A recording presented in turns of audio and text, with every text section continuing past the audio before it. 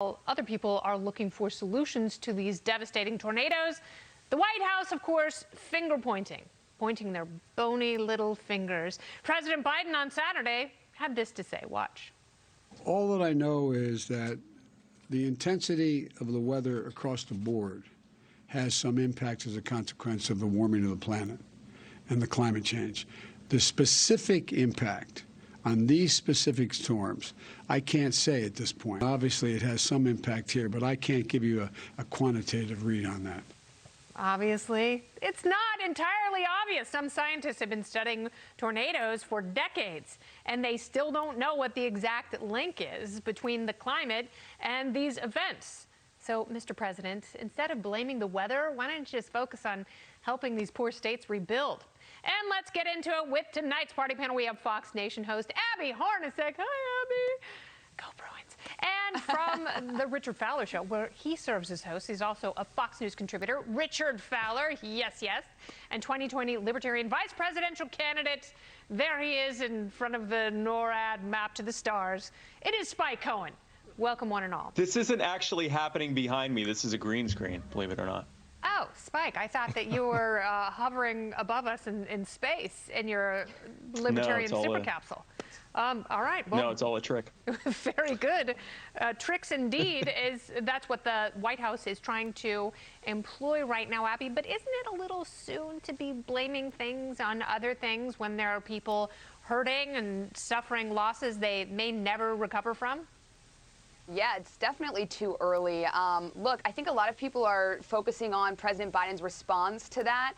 But just a reminder that that was a reporter's question, and I kind of put some of the blame on her. I don't think that was the time or the place to ask that. And then when it comes to Joe Biden, he had every opportunity to say, hey, look, that's a conversation to be had, but it's not a conversation to be had right now. Right now, we are focused on getting the help and the resources that we have to the thousands of people who have been devastated by these tornadoes. But look, he's a career politician. He's going to take a moment to be able to comment on climate change because that's a big part of his agenda. But yeah, definitely wasn't the time or the place for that, and I do think he could have shot down that question real quick. Yeah, he's been a politician for like 1,700 years.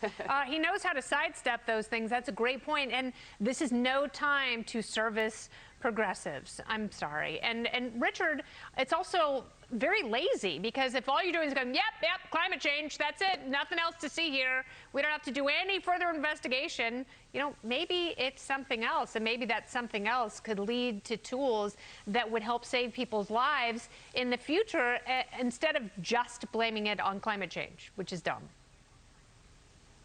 Well, thanks for having me, Kennedy. Listen, I think there is a moment in this exchange between Joe Biden and this journalist where he could have definitely talked about what we've got to do to rebuild the many counties in Kentucky that have been ravished, and not only in Kentucky, in Illinois, in Tennessee, and other parts of the country that have been ravished by the storms that we saw over the weekend. One, my heart goes out to all of them.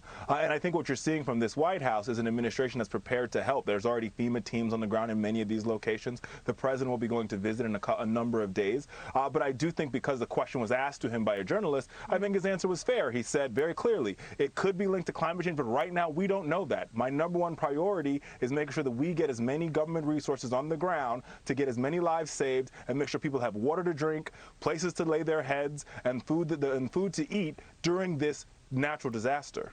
Yes, and climate expert Spike, when asked about the direct connection between climate change, which is real, okay, and tornadoes, are like, yeah, sure, there's something there, but we don't know exactly what it is. Your thoughts?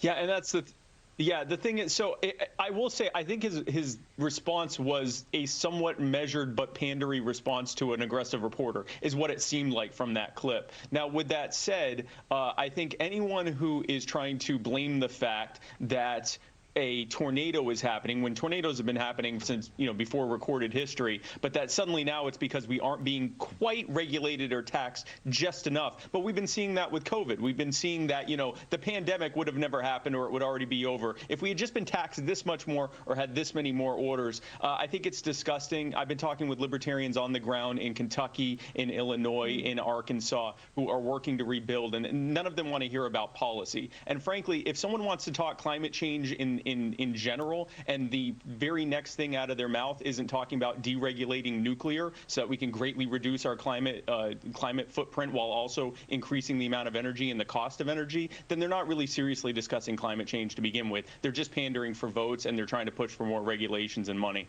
Spike, you just got a standing ovation from the studio. I should tell you, they were standing before, but I feel like the fellas in here. They started clapping while they were Well, they weren't clapping so much as just standing there. But I feel like it was an ovation because what you're saying is absolutely right. We need to deregulate and implement nuclear throughout this great land and really make it the best place on earth. BPO.